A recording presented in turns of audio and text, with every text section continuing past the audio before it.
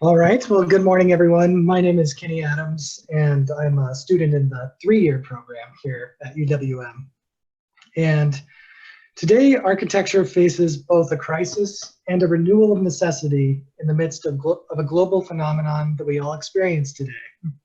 This phenomenon is one that I've labeled as short-termism and defined to be a dependency and compulsion to be consumed by projects or objectives offering immediate profit at the expense of long-term security and prosperity. In other words, we are no longer planning for the long term or building things to last. Our sense of time has become reduced to the immediate. In other words, or architecturally, short-termism is evident in the lack of longevity and durability in new construction, the churn of transients brought on by the modern real estate development paradigm, and the overtaking of the preservation movement that hints at an unfulfilled yearning for a more stable built environment. Whether this phenomenon has been caused by the acceleration of technology influencing our feverishly shortened attention spans, the urgency of market-driven economics and its inability to offer long-term financial structure, or the quick election cycle of democracies that polarizes and leads to indefinite wars and contradictory legislation, it's clear that the problem is bigger than architecture. However, our discipline suffers from it just like all other aspects of life and shares an equal burden of regaining a balance. It is in this context that monumentality presents itself as a topic worthy of renewed discussion and exploration. Quoting from the authors of 9 Points on Monumentality, monuments are human landmarks which we have created as symbols for our ideals, for our aims, and for our actions. They are intended to outlive the period which originated them and constitute a heritage for future generations. As such, they form a link between the past and the future. The qualities and processes that the authors include in their definition of the monument and monumentality in architecture offer means for ameliorating the conditions of short-termism and balancing its forces. But we need something bigger than just building more monuments the way that we have before. We need a new kind of monument. The old version of monumentality manifested in the institution. It was used to ingrain and express the dominance of ruling classes and the supreme presence of religious entities. As such, it was deliberately broad and meant to be distanced from the routine of daily life. In response to that model and history, I assert that we need a new kind of architectural monumentality, one that is woven into our lives, placed in the midst of our homes, daily routines, and community events. This infusion into our lives is necessary for us to really absorb the values of monumentality. It is essential for the forces of short-termism to be balanced. Consequently, my project for this thesis was to develop visions for how monumentality could be infused into everyday life. To do so, I designed 3 proposals for Washington, D.C., the nation's capital. The city of Washington, D.C. was selected because it offers a unique opportunity and need for relating my vision of monumentality with that of the previous model. The city is also a working seat of global power and governance, both generating and trying to resolve issues of short-termism. Its rootedness in the ideals of the Age of Enlightenment, as expressed in the monumental and controlled layout of the city, provides an ideal and powerful setting for the proposal of new monuments. Here we see how the plan was carved into the American wilderness soon after the founding of the nation. Dense urban metro. Pierre L'Enfant, a French-American military engineer, was hired by George Washington to develop this plan. L'Enfant was a student and practitioner of French formalism, the same school that produced the Versailles Gardens, and this is evident in his proposal, as seen here in a comparative juxtaposition of the plans and perspectives for both Versailles and the National Mall in Washington, D.C. Just to help orient you to the region, this isometric overview drawing shows the boundary of the city as a whole, originally proposed to be a 10-mile square, along with the original extents of the L'Enfant proposal overlaid onto a satellite image of the current conditions. Here we see that the city is laid out in a cardinal north-south grid, expressing an order and control that was felt to be essential during a time of new beginnings and in the midst of an undeveloped country. However, overlaid onto this grid, L'Enfant applied a series of grand avenues that intersected at nodes of major public spaces or governmental buildings. These avenues imbued a monumental quality to the city by introducing sacred and public spaces throughout the area. Those avenues also set forth a hierarchy of value, and central to the scheme was the House of Representatives, not the White House, making self-governance the symbolic seat of power for the capital and the nation.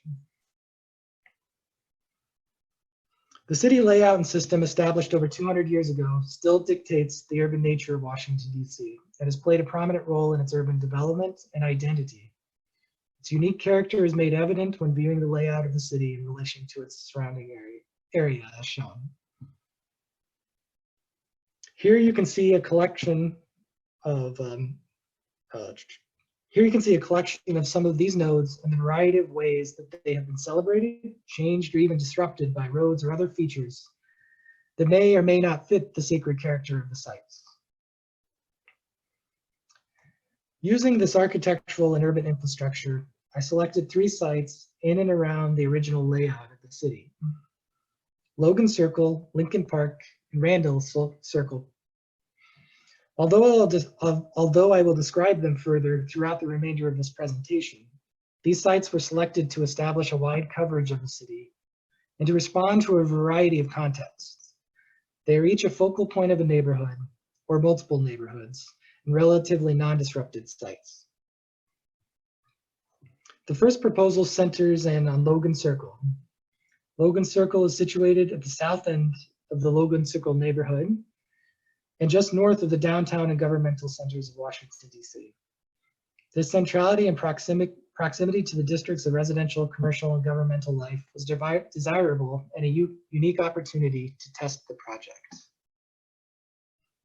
Additionally, the circle is the only remaining node included in L'Enfant's plan to be bounded by only residential homes.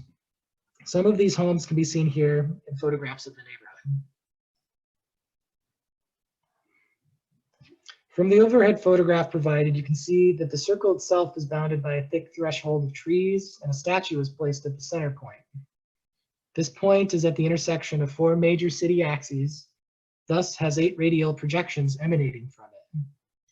Typical to most equivalent circles throughout the city, sidewalks enter the site along the radial axes, meet at a circle of benches that look onto the large statue at the center.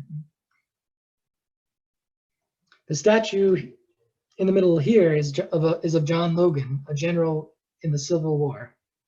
The statue offers a monumentality in the vein of the past and is one that I reject. In effect, the statue here is kept at a distance from the public by lawn and fences. Its presence intrudes on some of the only open space in the neighborhood, preventing any event from occurring there.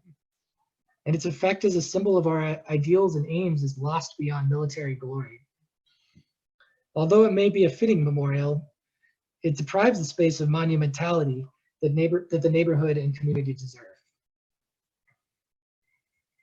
Again, here's the site as it currently exists from a northwest overhead view. And here, you can see an overall view of my proposal for the site. This proposal is anchored into the local neighborhood by being formed and oriented towards openings in the built mass of the city bounding the edge of the circle. This orientation leverages and augments existing architectural infrastructure and assets to expand the monumental vision while also rooting it in the local place. It also leaves each major city access entering the site framed by the monument, open. The proposal responds to the criticism of the existing statue by removing it and shaping a monumental open space in its place. This is done by utilizing the trees lining the edge of the park at its base, and now bounding the space vertically by the sculpted form of the monument.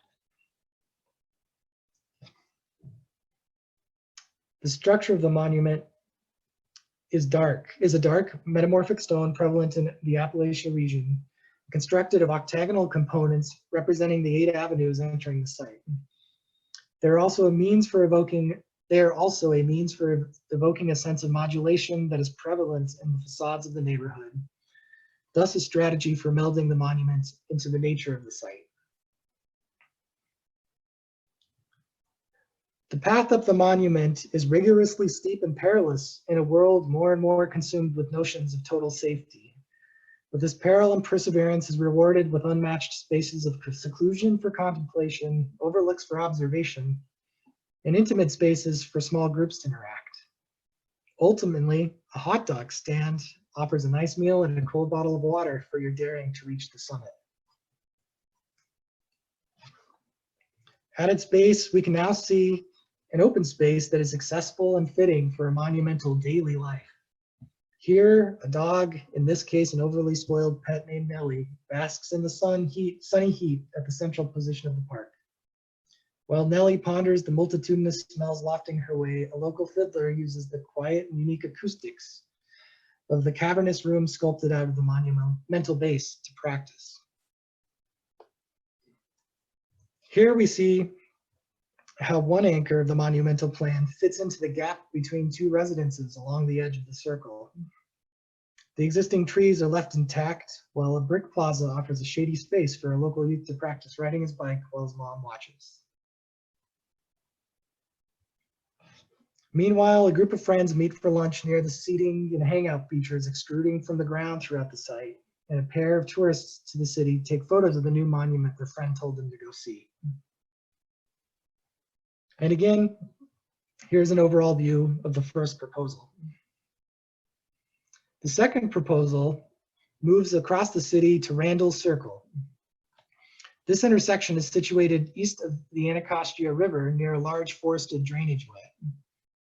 This is a particularly important site because it is one of the only spaces that continues the scheme and tradition of the original city layout beyond the L'Enfant boundary. Consequently, it is the pivotal point for 6 major avenues and an anchor point for the entire southeast portion of Washington, D.C.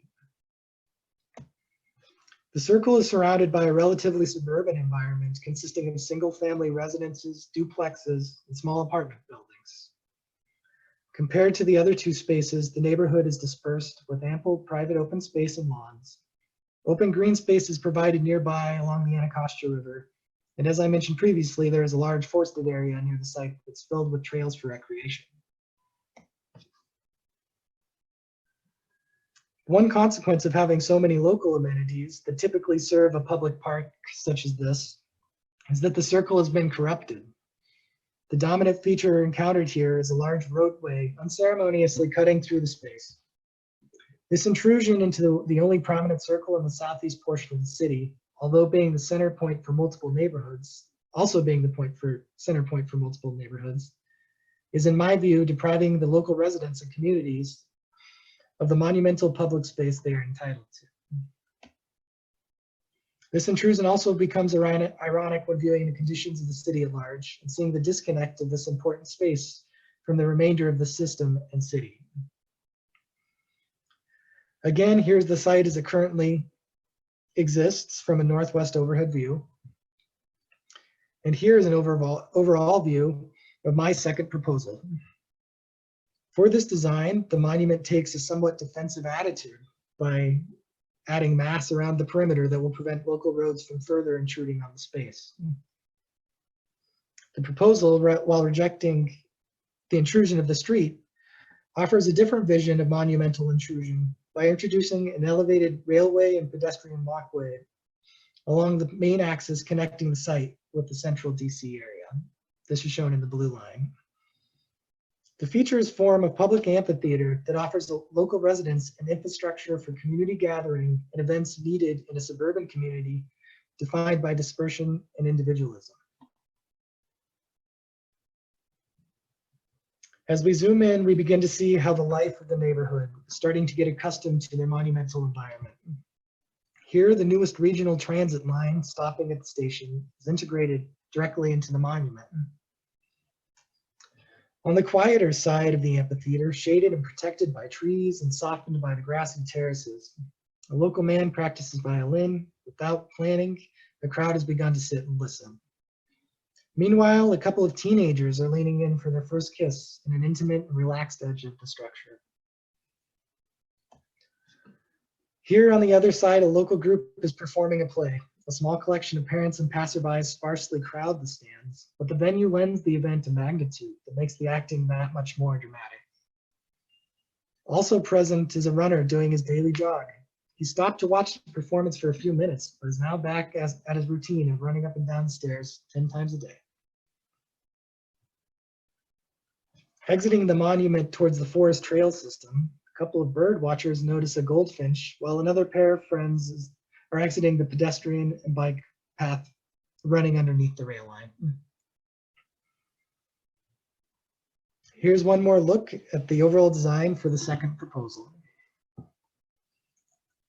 The third and final proposal for this project is positioned between the first two. The site is Lincoln Park and situated in the middle of the Capitol Hill neighborhood. This location has significant importance because it is the centerpiece of a large and widespread residential district. It is also a position that occupies a central point on the primary east-west axis through the city. This point is the symmetrical equivalent to the Washington Monument for that area east of the Capitol. And as such, demands a monumentality that complements the most prominent existing monument in the city. The neighborhood itself is named for its proximity to the Capitol building and is a densely packed historic residential district. The neighborhood is characterized by a colorful array of row houses, extravagant front yards, tree-lined streets, and an ornate historic character. Lincoln Park, centered at the focal point of this neighborhood, is occupied again by a dominant and central statue placed at its center. Again, in many cases, a memorial of this kind might be appropriate, but not here, where the symmetrical relationship with the National Mall and Washington Monument are prevalent contextual concerns, nor when the dense and extensive public population that the space is serving is in need of the monumental. Here's the statue set between expanses of lawn on two sides and an edge of dense tree canopy on the other two sides.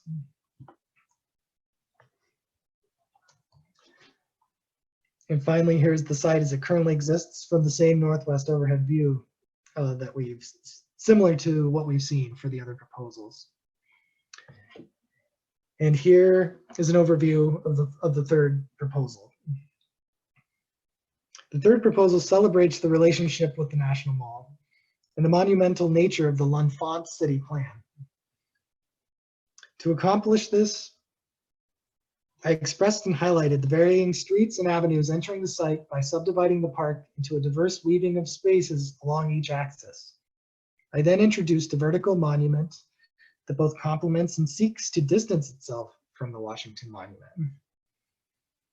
The structure is conceived to be a series of elevated rooms that overlooks each avenue in a vein similar to that of the Versailles Palace looking over its gardens or the Capitol looking over the National Mall. Each room rotates to frame a direct view of the avenue and is elevated to a height directly proportional with the length of that avenue.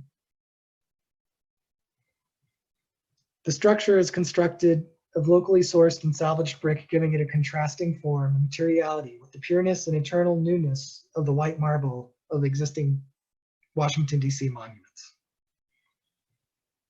The monument is not hoisted onto a podium as typically found throughout D.C.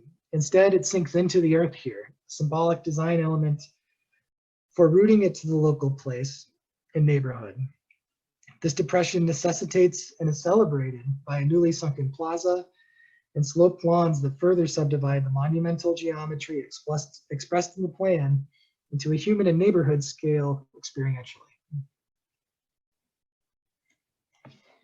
Here we see the sunken plaza in greater detail, along with the weaving of components of design and circulation.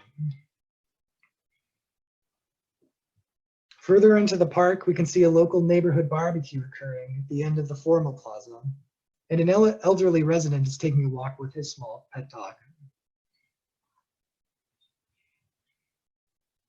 And the lawn is seeing lots of recreation activity going on alongside many tourists now flocking to the new monument.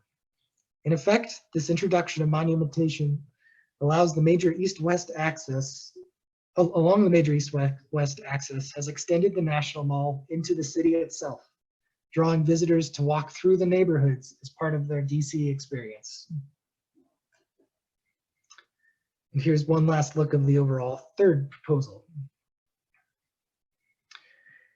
In summation, I've sought to harmonize the scales of size and time that might come with monumentality being weaved into everyday life. Both of these pursuits tie back to the aim of resolving the forces of short-termism and expanding our sense of now. To do this, I followed the formalized geometries and languages of the larger city plan and original monumental vision using vegetation, form, circulation, and sightline. But I also used that same geometry to shape space into diverse and intimate places for individuals or other community groups. This larger geometric agenda is coupled with a blending of neighborhood sensibilities with those of the eternal. Materiality was selected and designed to meld the local character with the durability and longevity required of producing new monumental heritage. Forms responded directly to local conditions and elevated, accentuated, or rejected them to build its monumentality. I have aimed to empower citizens and local communities by using tactics of monumentality. This agenda was achieved in part through the use of verticality and elevation. Elevated positions have roots in our primal psychologies pertaining to dominance and safety. There's a power in verticality that comes from the informing, unobstructed gaze of one's vast surroundings, the commanding presence of being visible by those below. There's safety in having an elevated position and the aid of gravity. Additionally, each design provides a prominent focal point that is meant to offer a unifying collective experience. Often parks or public spaces of this kind defer to the vision of some sort of natural meadow or forest. And implicit in this approach is a dispersal of events. Individuals are incentivized to have their own detached experiences. In my approach, there are spaces for rest, reprieve, and solitude, but also a clear monumental focal point that can unify users' experiences. Architectural strategies used to establish each focal point, including geometrically focused composition of sculpted space, activation of section, and scale. These architectural strategies through monumentality again relate back to the effort of resolving forces of short-termism. Through empowerment comes a sense of control, and with that sense comes a more comfortable vision of the future and past that facilitates the pursuit of more long-term agendas. I have infused a new set of values into each site through the analysis and critique of prominent existing conditions. Each design is meant to actualize and manifest the stance on the means and motives for living a good life. This aim is implicit and required in the pursuit of monumentation as it was defined. Responses here include the removal of statues and memorials from the focus of monumental space. This agenda brings the focus of such spaces away from the backward-looking mentality. Memorials, as I've researched and defined them, are distinct from monuments in that they are dedicated to the memory of an individual or event. Monumentation is capable of this as well, but also aims to form a stance and communicate a message or obligation in ways that memorials do not. Consequently, monumentation offers a resolution of both past and future, whereas memorials, such as most statues, carry with them only the past. I have also celebrated events of the lives of modest citizens, as opposed to notions of military or political might, religious doctrine, or symbols of eternal presence through the development of neighborhood of empowerment, individual exploratory and contemplative spaces, and focused community space. Even the selection of the 3 sites were meant to distribute monumentality throughout the city of Washington, D.C. thus, in a sense, democratizing its use. Finally, central to all of my designs was first a process of initial collaging, which helped to tease out personal visions and instinctual agendas for my own kind of monumentality. These collages set the tone for expansive neighborhood investigations necessary for the development of 3 monumental drawings. Through this effort, mapping overarching city layouts and features, massing built environments, detailing facades and other features, coloring prominent components, and entouraging the life of the city, I was able to form a love for the site and people of each specific location. This formation was essential to developing each proposal, and each drawing is meant to evoke this fractal nature of study. The closer you look, the more there is to see. Ultimately, as previously stated, the forces of short-termism plaguing so many aspects of life are bigger than architecture. However, through this new kind of monumentality that I have proposed, I believe that architecture can bring a resolution to many aspects of this issue, while also facilitating and coordinating a larger effort. This is in addition to promoting an enduring and empowering architecture that is central to our lives. Thank you for your consideration and attention, and I'd now like to answer any questions that you might have about the work. Okay, thank you, Kenny. Just to let everybody know how we've got it organized here. So Zoom should be set up so that each participant can mute and unmute him or herself. So we'll just let the reviewers, our guest reviewers, as well as our committee members, just to unmute yourselves whenever you'd like to speak. I only ask that when you're not speaking, if you're done with a point, if you can just try to remember to remute yourself, just so we keep it down to a minimum background noise. All right, with that, I will open it up for discussion. Can I ask a question, Kenny? Can you go back to one of your later images that had little red rectangles on them and circles, and let us know what those, back towards the end. Let us know what those red objects this one signified. Not this one, no, it's a later, that one. This one, okay. This was this was going along with the point about making a sort of stance about each site or a critique of them. So the circles in this case were removal of existing statues and sort of focusing this and a different sort of focus on that space. And then in this case, the 2 lines were sort of the stoppage of the road intruding onto the main site.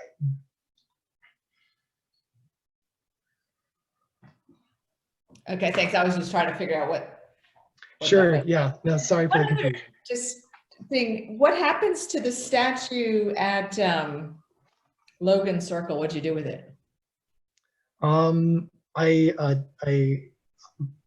I donated it to the United States government to place in their, the Capitol is filled with statues that have been removed or changed. So in this case, it's totally removed from the site altogether. Okay, thanks. Yeah. I had some questions, Kenny. First off, like great work, and the visualizations are pretty stunning. I feel like you could just like zoom around into these like all day. My question is about proposal number 2 at Randall Circle, and that's the I guess I didn't quite understand. Like I get the kind of geometry and configuration of the others relative to your kind of observations about the neighborhood and that neighborhood within the larger DC context. I had a little trouble understanding this one because at first I thought, you kind of offered a critique of this site that there was kind of this road cutting cruelly through the middle of the site, but you still kind of have a road cutting cruelly through the site. And then there's this, you've made this kind of amphitheater, this raised amphitheater, which seems like it kind of really visually blocks off the residential neighborhoods from this kind of more green forested area. And I don't know, that was the only, like the other ones, your kind of logic and rationale for the other ones, I was following, and I was having a little bit of trouble following this particular configuration. Sure. So to sort of respond to the road aspects, yeah, the critique was the road was sort of cruelly cutting through the site. And so I knew I wanted to remove that, but then I guess I also wanted to challenge myself to sort of offer up a different vision for how an intrusion to such a site could take place. And so that's where this idea of a rail, elevated rail that's sort of connecting to this larger system was introduced to the site. So that was kind of the thinking that went behind that. And that, yeah, and then to sort of address the blockage from the surrounding neighborhood, the way that the masses sort of, I guess it is a little harder to see here, but I did end up blocking a few houses of the circle, which are these three right here, and maybe this apartment. But the way that the masses are oriented is that they kind of face these open spaces in the neighborhood. So in a way, or so there's an effort to not sort of like detach from the neighborhood from the site itself. Except in the case of roads. In the case of roads, it is preventing anything from sort of intruding on it again. But then there was also, because of this particular site being so sort of open and already having so much green, like open space and Not the crux of the issue, but natural areas, there was an agenda to infuse a sort of structure into that mix that wasn't just some sort of open space, and also as a strategy for really enclosing in the interior part of the site. It's just interesting because like the other two sites, you can see both like your new kind of, I guess, your new democratic monument, as it were, and the context. And I feel like you can see kind of multiple scales all at the same time. And I feel like this one, like the new kind of monument that you're putting in here is so massive that it's hard to get kind of like multiple readings at the same time. I don't know, maybe this one's just, in my opinion, a little bit less successful than the other two. Although there's a lot I like about it also.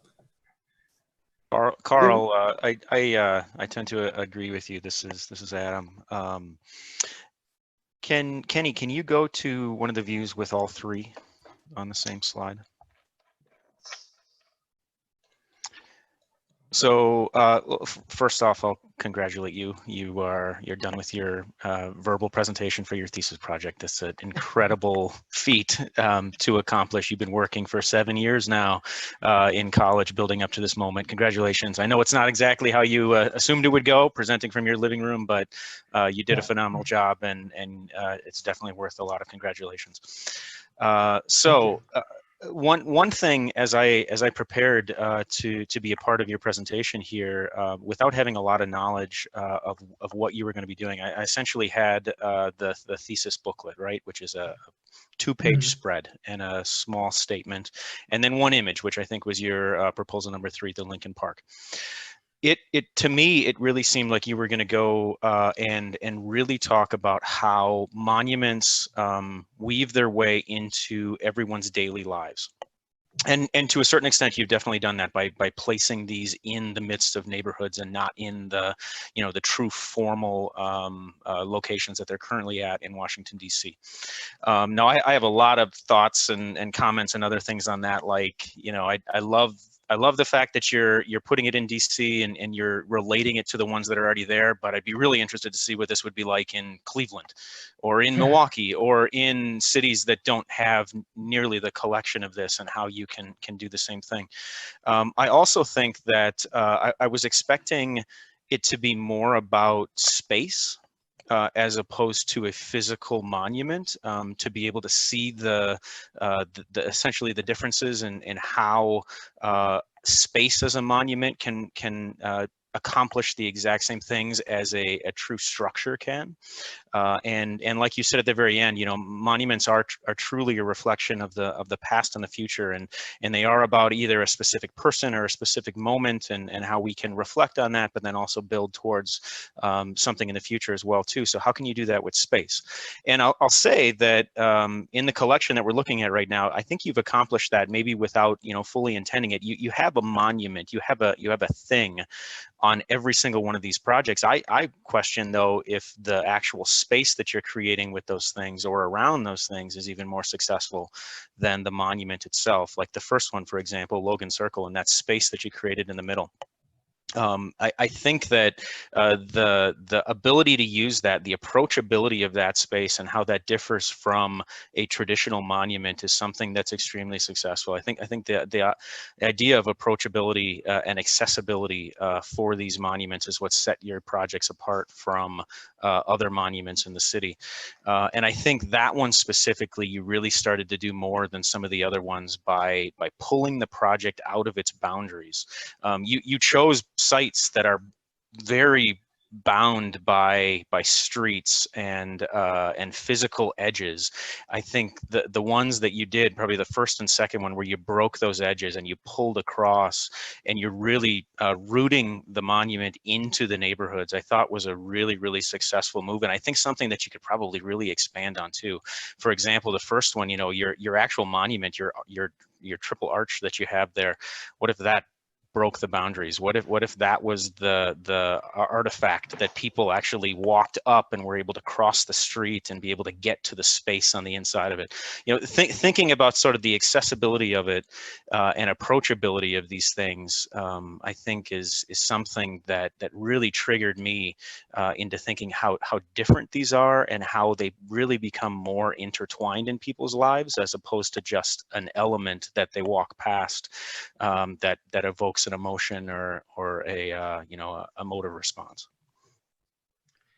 Yeah, that was definitely at the forefront of my sort of aspirations and hopes, like an intents for sort of teasing out of these monuments, integrating them that sort of way, where it is like the monument becomes a thing, the thing that they used to cross the street. That was definitely a hope. And I think as I sort of worked my way through the three, I was starting to get better at it and see more opportunity there.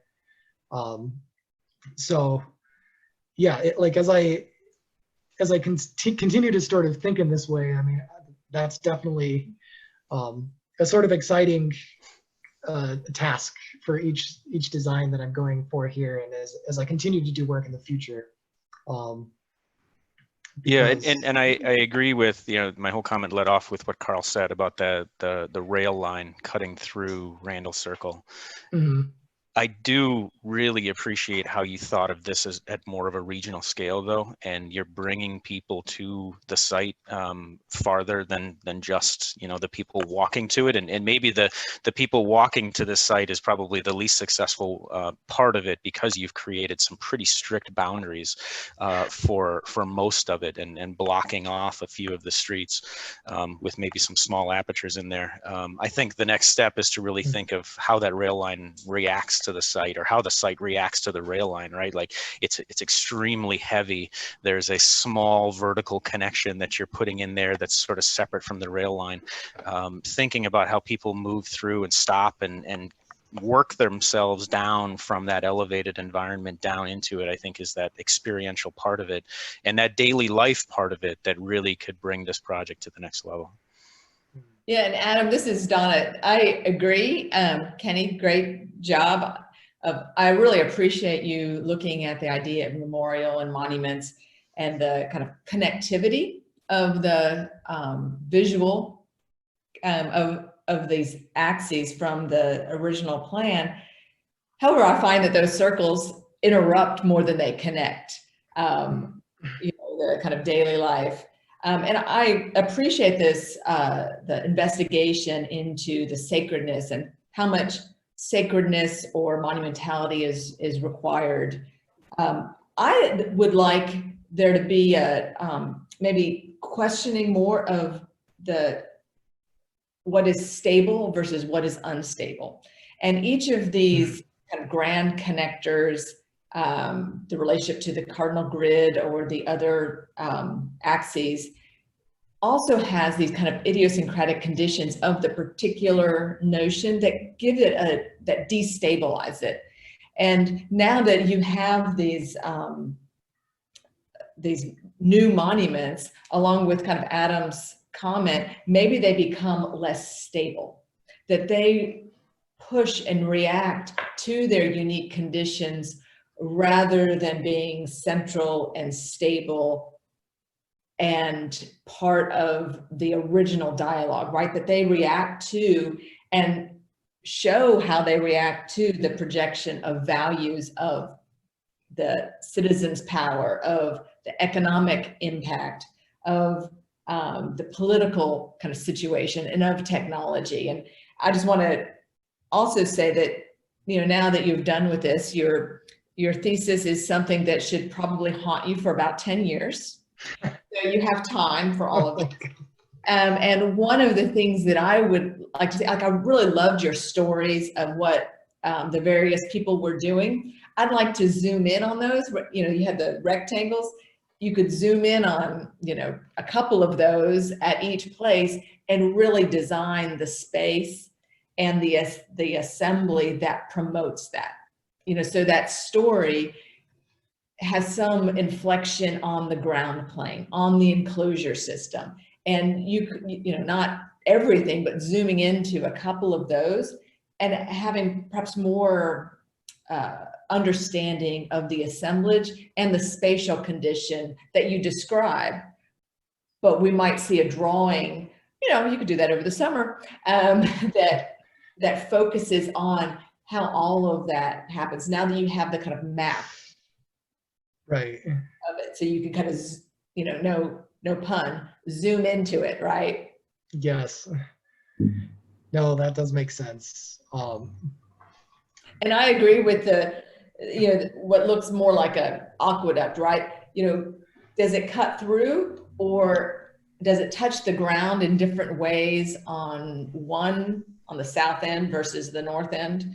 Does it veer? Does it ramp up at a steeper pace than it slows down? And so bringing in the tempo that you kind of originally started with, you know, short-termism, seems to suggest a component of time that might also be kind of layered into your investigation. But I really appreciate the thoughtfulness and the thoroughness. I also, at this time, really appreciate being able to visit another city, even virtually. Yeah, no, I was going that's, to ask you, maybe to start, did you have a previous affinity for Washington, D.C.? Are you from the area? I'm not from the area. I did live for 4 years in Philadelphia, and each of those years, my sister had a sort of, she had a conference that she'd come to, and I'd visit her for a week. So I feel like I got to kind of know the city and just like spending that dispersed 4 weeks there. And I definitely have always had a sort of, and I also visited there when I was in 3rd grade or something, which did have a big impact. It was one of the first sort of major cities that I visited beyond where I grew up. So there was definitely an affinity for it, but also a sort of, it just seemed like such a compelling place with all of this sort of, I could sense the sort of power, the like history, the connection to the government at large, I guess, the American identity. And so all of those things definitely fed into this, like ending up in Washington, D.C., I think. I was just curious.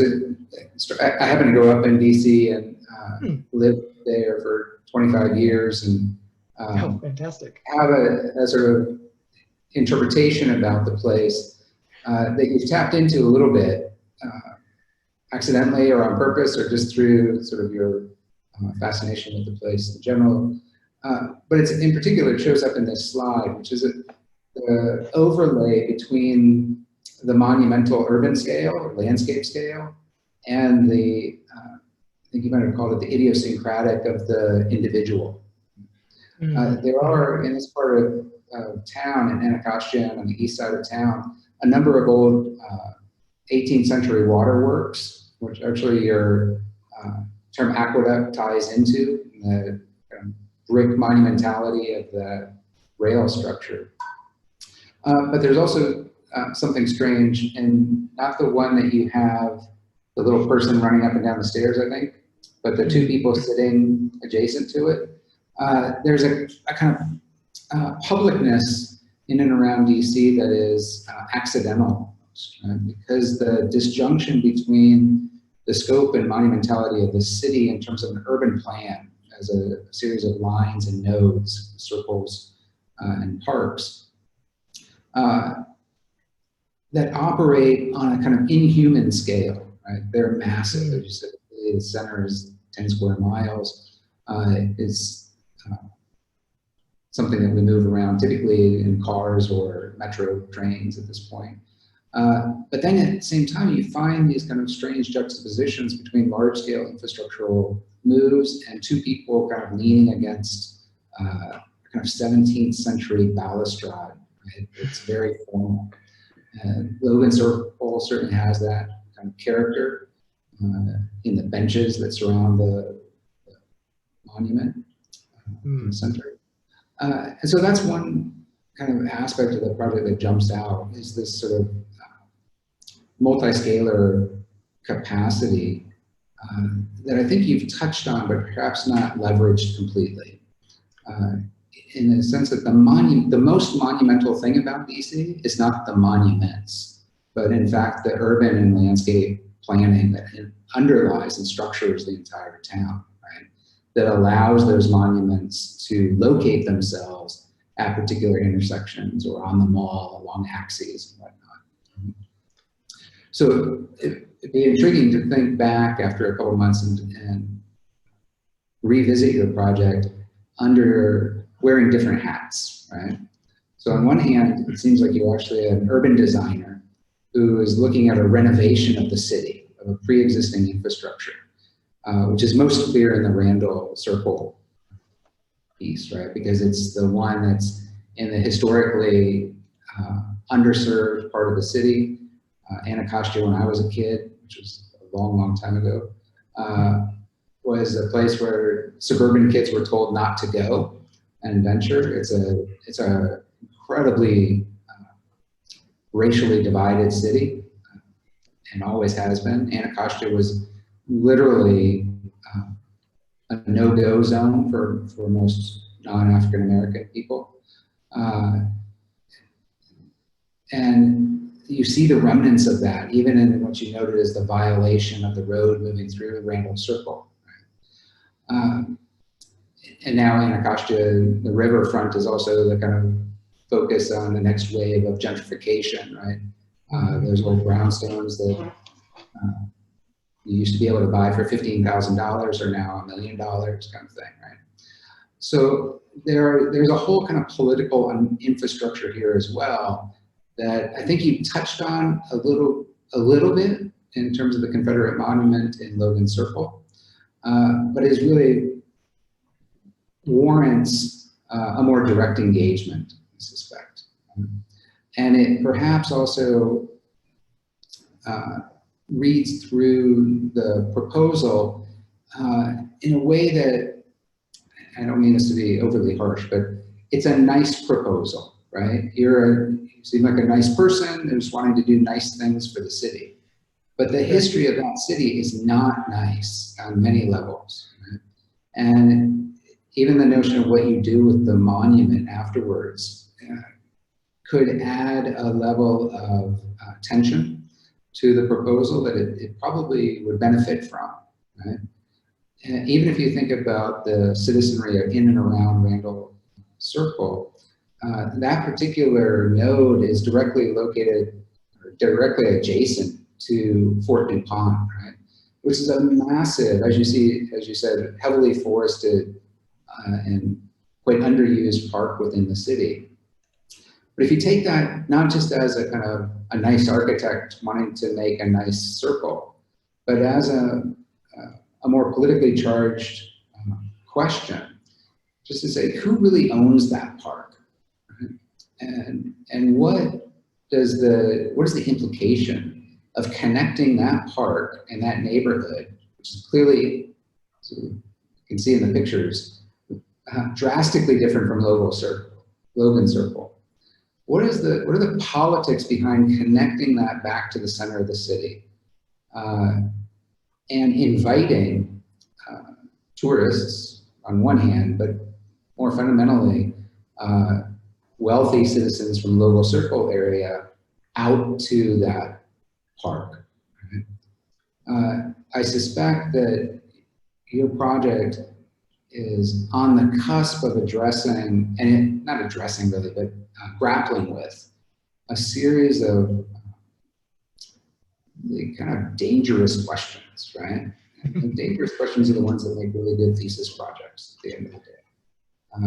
Provocative questions, let's say, maybe more than dangerous even. But you can imagine a situation where you set the stage. This image that's on here is literally a stage, right? It's an amphitheater. But thinking about that again at the scale of the monumental city, where are these battles fought? Right? So that you have a Colosseum-like structure there. It's both amphitheater-like and somewhat Colosseum-like. It's defensive, as you described it. But the defense isn't really just against the car or the street running through it, but the potential defense of neighborhoods, right? The defense of histories that exist within that overlay of L'Enfant's initial plan, right? So it's intriguing in the way that you want a thesis to be, right? You want us to have these kind of conversations and have it be provocative. But I'm not sure yet that you've taken a stand yet as the provocateur. You seem timid in addressing the question of the Confederate monument and what you might do with that. And if you can overcome that timidity in that question, maybe it'll give you entry to a whole series of other questions that, as Donna mentioned, would fuel 10 or more years of study. And they're not mutually exclusive, right, Michael? The nice reading, the formal reading, the idiosyncratic reading, the political reading can layer on there, and people can read the various pieces at a time. Right. You can look at some of the criticism around the High Line, right? And the High Line, as it's publicized as a new public space in the city, on one hand, the nice maybe way of looking at it, and on the other as a tool or armature of business, right? As a real estate development strategy that has been wildly successful. Right? And yet the nature of that area in the lower west side of Manhattan has changed profoundly, right? In a shocking way, really. If you think really you really look at it superficially and think, well, all they did was really clean up an elevated railroad track, right?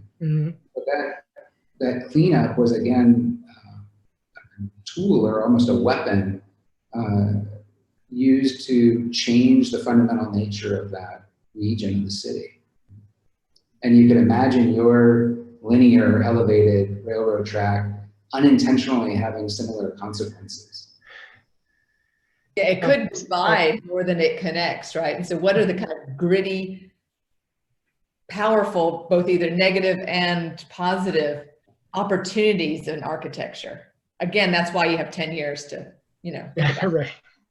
Yeah, I think this project definitely had its beginnings in wanting to start thinking about those sort of dangerous questions, as you say. And then just as I'm still growing as a designer, it became a sort of wrestle with the scalar, the physical scale components, which was no small task in of itself. And those questions did get lost, but I'm glad but I did try to sort of instinctually start to wrestle with them, which I'm glad at least are starting to. Just to make one more comment, if you go back to the Logan Circle example, your precedent for radicality, if you will, in the city of Washington could be Maya Lin's memorial, the Vietnam Memorial, right? Because it inverts all the expectations of the normative monument in the city. It's the only one that's subterranean, and it's the only one that's not white stone of some sort. And if we make that link to this proposal, pardon me for saying, but I think the least interesting part of your proposal is the architectural part, right? The kind of object fixation that most architects have. And the radical part is the lower kind of pocket park that you've identified of the 3 nodes, right?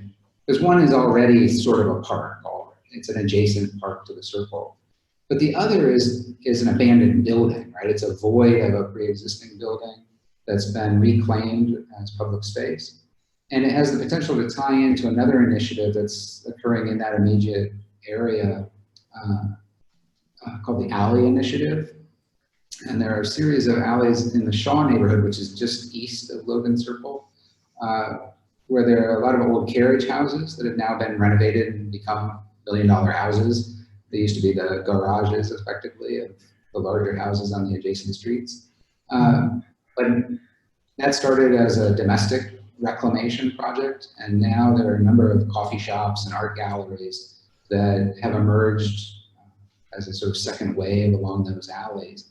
And your project, in this, that little pocket park, actually reveals a kind of found space in the middle of the block there, right?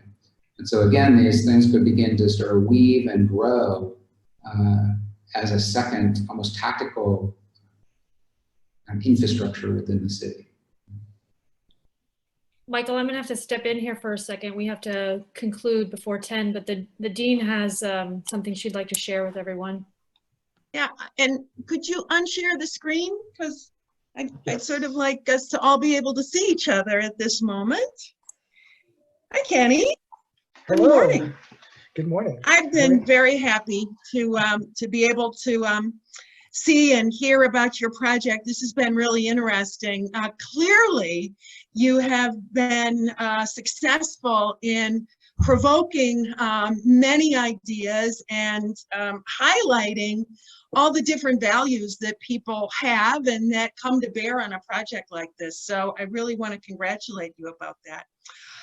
I also am here to deliver good news and congratulations, because you have been selected, or I really should say have earned from your work over your time in the program, the Henry Adams Medal, which goes to the highest ranking student in the Master of Architecture graduating class. So congratulations. Well, thank you very much. That's unexpected news and good to hear.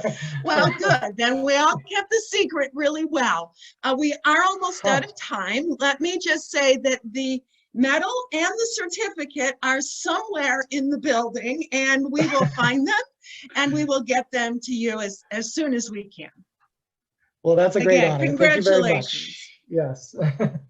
And thank you, everybody. This was really an interesting conversation. I really enjoyed coming here. All right, congrats, Kenny. Thank you, everyone. Yeah.